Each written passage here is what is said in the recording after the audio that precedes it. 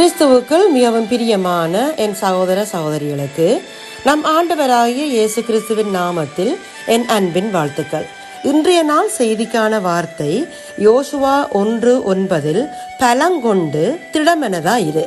இந்த வார்த்தையின் பொருள் தைரியமா இருத்தல். மன தைரியம் என்பது நம் வாழ்க்கையில் மிக மிக முக்கியமான ஒன்று. இப்போ தேசங்களிலே எப்பக்கம் பார்த்தாலும் யுத்தங்களும் திகில்களும் பயங்கரங்களும். ஆனால் இந்த சூழ்நிலைகள் மத்தியிலும் கர்த்தரோ பயங்கரமான பராக்கிரமசாலியாய் எம்மோடு இருக்கிறார். கர்த்தரின் மீது வைராக்கியம் கொண்டிருந்த தானியேலை கர்த்தர் சிங்கக்கெபியிலே போட வைத்துத்தான் தப்புவித்தார். தானியேலின் நண்பர்களை எரிகிற அக்கினி சூளையின் நடுவிலே போட வைத்துத்தான் தப்புவித்தார். இவர்கள் தங்களுக்கு முன்னிருந்த அந்த சூழ்நிலைகளை பார்த்து பயப்படாமல் தைரியமாக அவற்றை எதிர்கொண்டார்கள். இதைத்தான் சங்கீதம் 84:6 கூறுகிறது.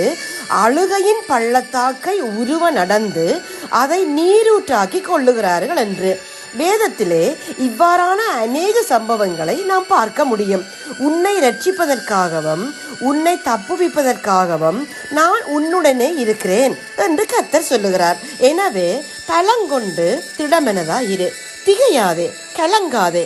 நீ போகும் இடமெல்லாம் உன் தேவனாகிய கர்த்தர் உன்னோட இருக்கிறார். தோமஸ் அல்வா எடிசன் எண்ணற்ற விஞ்ஞான கண்டுபிடிப்புகளுக்கு சொந்தக்காரர். ஒரு நாள் இரவு எதிர்பாராத விதமாக அவரின் விஞ்ஞான ஆய்வுகூடம் தீ விபத்துக்கு உள்ளானது. கருவிகள், ஆய்வு ஏடுகள் உட்பட அனைத்தும் ஒட்டுமொத்தமாக எரிந்து கொண்டு இருந்தது. இதை பார்த்த எடிசனின் மகன் இந்த காட்சிகளை தன் தந்தை பார்த்தால் அவரின் உடல் நலம் பாதிக்கப்பட்டு விடுமே என்று மிகவும் துயரப்பட்டார். ஒரு விஞ்ஞானியின் பல ஆண்டு உழைப்பும் ஒரே இரவில் நாசமாகி கொண்டு இருக்கிறதே என்று மிகவும் உடைந்து போனார்.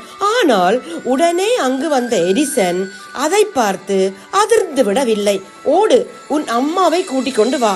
இத்தனை பெரிய தீயை அவள் இதற்கு முன் பார்த்திருக்க மாட்டாள் என்று மகனிடம் கூறினார். மறுநாள் எடிசன் தீயில் எரிந்து நாசமான பொருட்களின் குவியலுக்கிடையே நடந்து சென்றார். தன்னை தொடர்ந்து வந்து கொண்டிருந்த உதவியாளரிடம் எடிசன் என்ன சொன்னார் தெரியுமா? நாம் கடவுளுக்குத்தான் நன்றி சொல்ல வேண்டும்.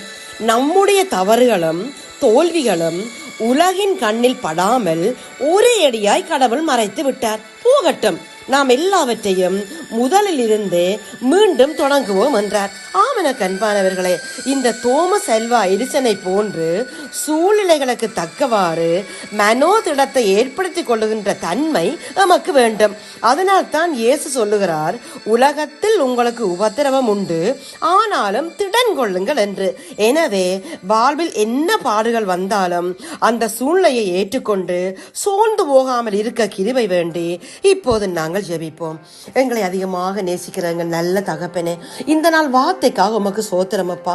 சூழ்நிலைகள் எப்படி இருந்தாலும் உன்னை காக்கும்படிக்கு நான் உன்னுடனே இருக்கிறேன், ஆகையால் பலங்கொண்டு திடமெனதா இரு என்று சொல்லி எம்மை பலப்படுத்துகிற உம்முடைய வார்த்தைகளுக்காக உமக்கு நன்றி அப்பா. இந்த சூழ்நிலைகளை கண்டு நாம் பயப்படாதபடிக்கு எல்லா பயத்துக்கும் எம்மை நீங்களாக்கி உண்மையே நாம் சார்ந்திருக்க கிருபதாங்கப்பா. இந்த ஜெபத்தை இயேசுவின் நாமத்தில் எடுக்கிறோம் எங்கள் நல்ல பிதாவே. ஆமேன், ஆமேன், ஆமேன்.